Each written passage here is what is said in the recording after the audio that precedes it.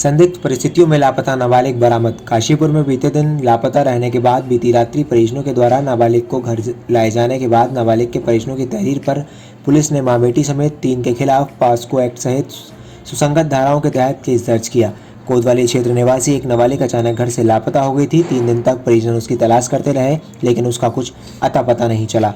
बीती देर रात किशोरी के ममेरे भाई के एक दोस्त ने उसे जानकारी दी कि उसकी फुफेरी बहन कोतवाली क्षेत्र के एक कॉलोनी में युवक के साथ देखी गई है। उसने आशंका जताई कि उसके साथ कुछ अनहोनी हो सकती है। इसके बाद परिजन युवक के घर पहुंचे तो वहां मिल गई। किशोरी नशे की हालत में थी और दर्द से कर्रा रही थी। परिजन पहले से उसे लेकर कटोराताल पुलिस चौकी पहुंचे। पुलिस ने उन्हें कोतवाली भेज दिया। देर रात परिजन किशोरी को लेकर कोतवाली पहुंचे और पुलिस को घटना की जानकारी देते हुए अपहरण व बलात्कार की आशंका भी जताई।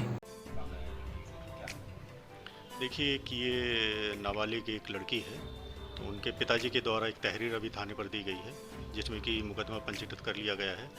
उनके द्वारा बताया गया है कि 1 तारीख को दोपहर के लगभग उनकी जो नाबालिग पुत्री है वो घर से कहीं चली गई थी और तकरीबन 2 दिन हो गए थे वो वापस नहीं आई थी।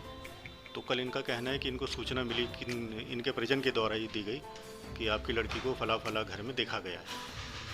तो फिर इनके परिजन वहाँ पहुँचे और अपनी लड़की को वहाँ से लेके आए कल रात। और जब आए थे तो इनकी लड़की नशे की हालत में थी, वो बोलने लायक स्थिति में नहीं थी। और सुबह उनको बुलाकर उनसे जानकारी की गई और फिर उनके पिताजी की तहरीर के आधार पर मुकदमा पंजीकृत कर लिया गया है।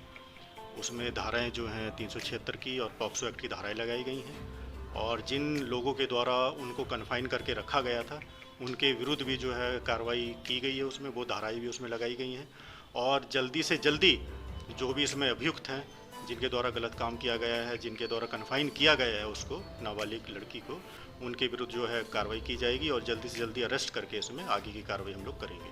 सर कितने लोग हैं? अभी इसमें जो है 3 लोगों को उन्होंने जो इसमें नामजद किया गया है और इसके अलावा और भी अगर जो भी लाइट में आएगा हमारी इन्वेस्टिगेशन में और जो और गवाह और जो पीड़िता बताएगी हम लोगों को, तो उनके विरुद्ध भी हम वैधानिक और सख्त से सख्त कार्रवाई हम करेंगे। इसमें कोई महिलाएं भी शामिल है इसमें? हाँ, इसमें कुछ महिलाओं के नाम भी हैं, तो उनके विरुद्ध भी हम लोग जल्दी से जल्दी अरेस्टिंग करके और उनके विरुद्ध भी कार्रवाई हम लोग करेंगे।